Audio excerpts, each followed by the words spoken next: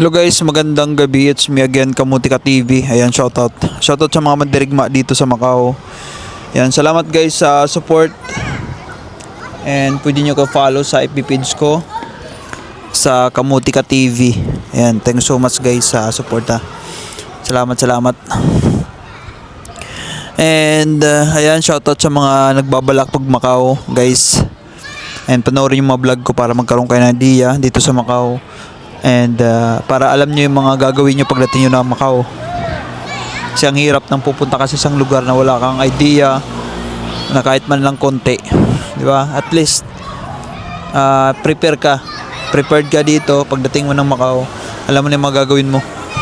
And alam mo dapat malaman mo yung mga dapat mong ingatan, di ba? Kasi ang hirap ng walang alam.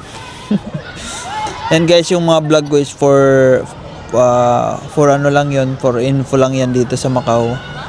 Based yan sa experience ko dito sa Macau kasi dati yung mga ginagawa ko nung tour ako dito tapos naghanap trabaho, yun yung sinishare ko sa inyo mga ginagawa ko.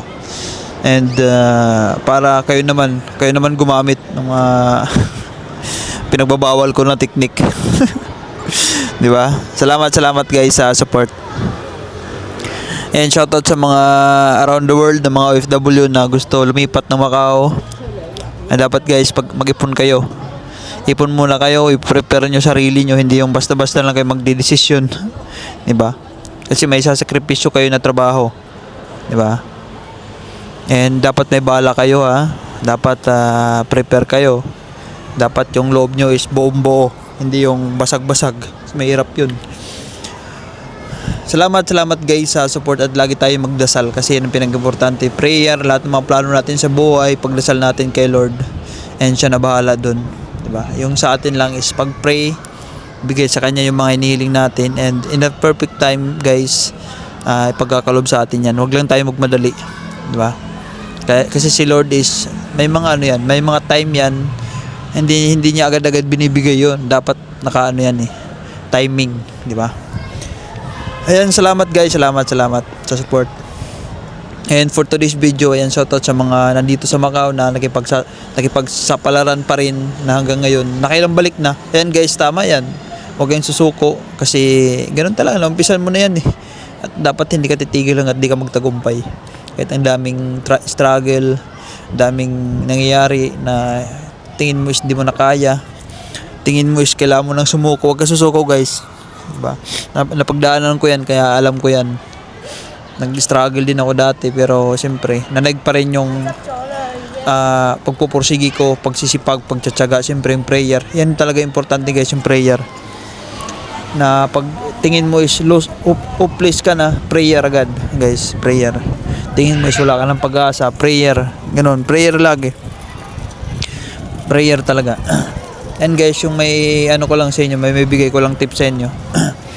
Yung mga naubos na lang visa, 2 buwan na, wala pa rin guys. Diskarte kayo. Diskarte. Huwag lang kayo maghintay kung sinong tutulong sa inyo.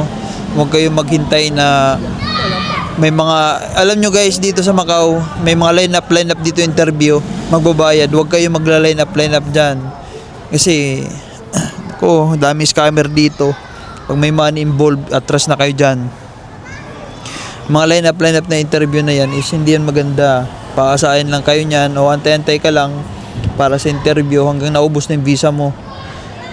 Ikaw naman itong nag-aantay, sureball na yun sigurado kasi nagbayad ka na. Pantayin lang hanggang maubos. Pag maubos yung visa mo, kisit ka na ng Macau, wala ka na dito, wala na yung pera mo, di mo na makuha. Kaya iwan ko sa inyo kung ba't kayo lagi dyan. Ibig sabihin is pag nagbibigay kayo doon ng mga pera nyo, ibig sabihin is wala kayong tiwala sa sarili nyo. Yun lang masasabi ko sa inyo guys. Ibig sabihin is hindi nyo kaya. Kaya mo naman mag-apply Kaya mo yan. Ako nakaya ko nga magpunta-punta sa mga agency. Makapal kasi mukha ko makapal mukha ko, hindi ako nahihiya. Kasi sa isip ko pag pahiya ako dito, walang mangyayari sa akin Ako yung kawawa. Ako yung luhaan na mag-i-extra. Wala mo lang nangyari. Kasi pag pahiya-hiya ka dito, nako, iwan ko sa'yo. Wala mangyayari sa'yo. Totoo yan. Nako, magiging ano ka dito, kawawa ka. Magpaya-iya ka, dapat makapal mukha mo. Dito. Ilang beses na ako dito naghahanap ng trabaho. Pero, ako, yung ginagawa ko, hindi ako nahihiya eh. Ilang beses na ako dito naghanap lagi ng trabaho. After 1 year, hanap na naman. Kasi, alam ko, hindi ako natatakot mawalan ng trabaho eh. Kasi alam ko, diskarte dito eh. Diba? Madiskarte ako. Hindi ako nahihiya, makapal mukha ako pag nag-a-apply ako dito. Kaya sinishare ko sa inyo para gawin nyo rin. Kasi pag payahiya ka dito, ay puro ka baka, ay wala. Baka walang quota, walang hiring. Ay baka sarado mga agency. Nako, iwan ko sa'yo. Wala mangyayari sa'yo dito pag ganyan-ganyan mga style mo. Style bulok ka. Umaasa ka lang dyan sa mga kaibigan mo na kasabay mo mag-apply. Oh, balitaan nyo kapag may quota dyan sa agency na may hiring. Message nyo, punta natin. Nako, asa ka lang sa kanila, hindi ka magsasarili. Nako, iwan ko lang, matagal. Naubos na lang visa mo dito, 2 buwan, di ka pa rin makahanap, sigurado yan. Totoo yan, sinasabi ko. Dapat umasa ka sa sarili mo. Yung mga sinasabi ko, napuntaan mo ng mga restaurant, pasa ka doon, ng mga dito sa mga gilid-gilid. Pwede yan. Ikaw lang, hindi mo lang magawa kasi nga nahihiya ka. Ay, baka wala. Nako. Pag ganyan style mo, ngayon pa lang, ikaw nanonood ka, kung andito ka man sa Macau, ganyan style mo, payahiya ka, hindi ka nang wala kang kasama. Tapos, kung sino-sino pinaglalapitan mo dyan sa mga post na yan dyan sa Baykubo, dito sa Macau, may mga group kasi dito eh, mga nagpo-post ng trabaho, may scam ka niyan. Ako, pagsisisihan mo yung ginagawa mo, imbis na mag-apply ka na doon sa agency araw-araw, tsagain mo, sipagan mo. Wala ka kasing tiyaga, hindi ka rin nagsisipag. Paano, tanghali ka nagigising. Kahit sa Pilipinas, doon ka, mag-apply ka doon. Ganun style mo. Wala na, totoo yan. Kahit sa Pilipinas, tanghali ka gumising. Tapos, mag-apply ka. Try mo ka dyan sa Pilipinas, mag-apply ka, tanghali gising, kung may maabutan ka pa. Wala na, di ka napapasukin doon sa mga agency, mga ano. Kasi tanghali ka na. Madating ka doon sa agency, hapon na. Wala ka na maabutan. Kung may mga hiring man na trabaho, nakuha na yun ng iba. Kaya huwag ka na magtaka kung di ka makahanap 2 buwan na wala pa rin. Kahit sabi mo, sisipag naman ako, lagi ako naalis. Oo nga, naalis ka, pero anong oras ka naalis? Araw-araw ka naalis. Araw-araw ka nag-apply, pero yung pinupunta mo agency, aminin mo sa sarili mo, isa lang, napupuntahan mo. Kaya guys, sinasabi ko sa inyo yun. May mga in-advise ko sa inyo is para sa inyo yun. Para sa inyo.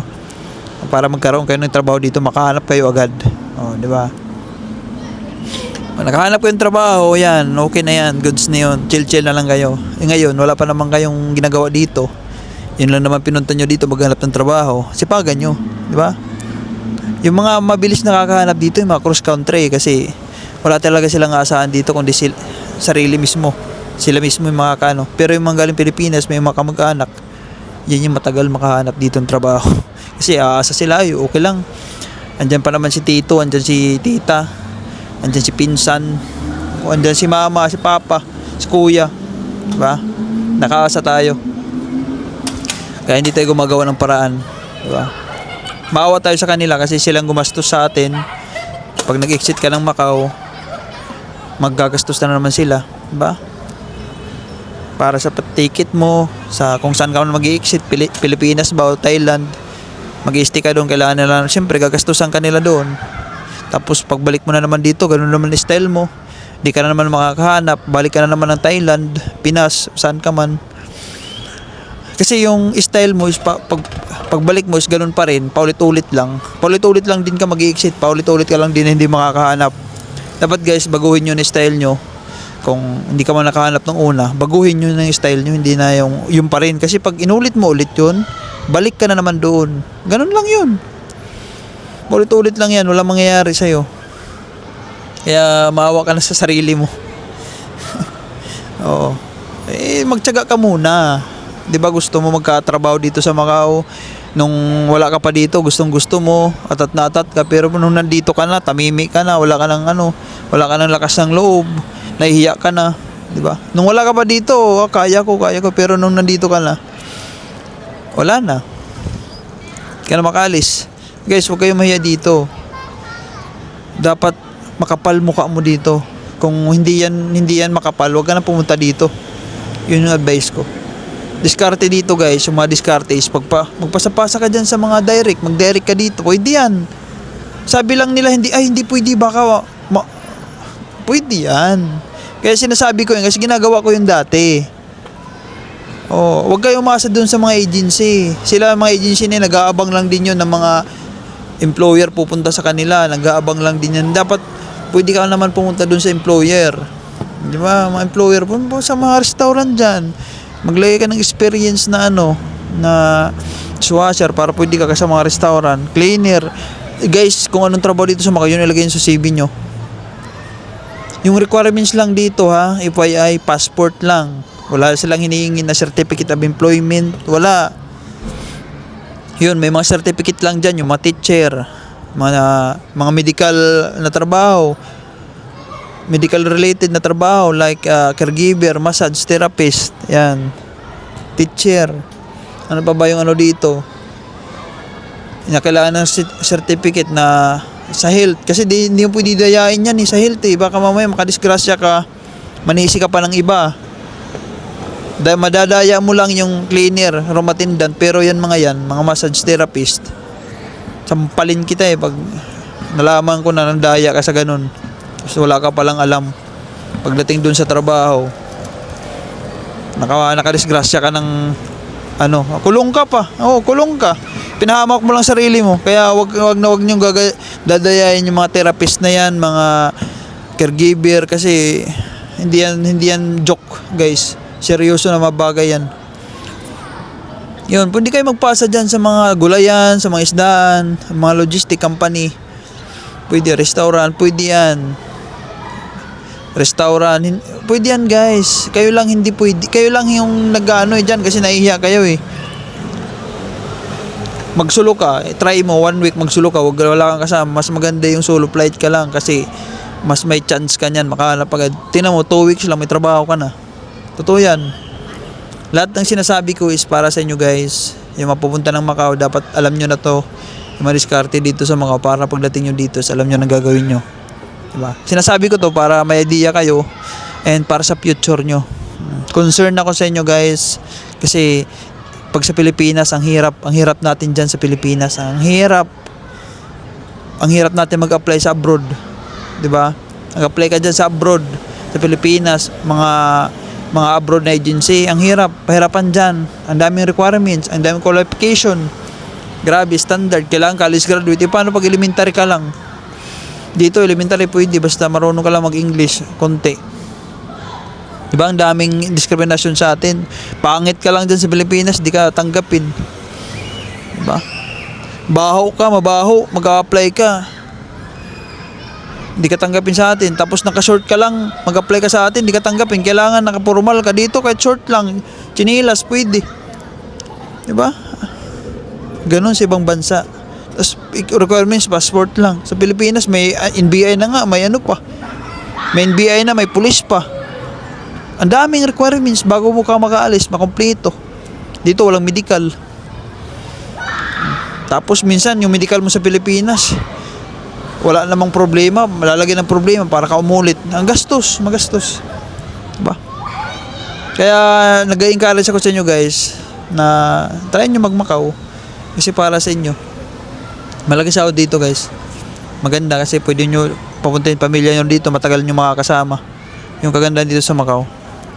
Ayan yun lang muna sa ngayon guys. At sana may naintindihan kayo. And yun. Thank you so much guys. And sana may natutunan kayo sa vlog ko na to. And I love you all guys. Salamat. God bless sa lahat. And lagi tayo mag-pray ha. Thank you guys. Thank you. I love you all.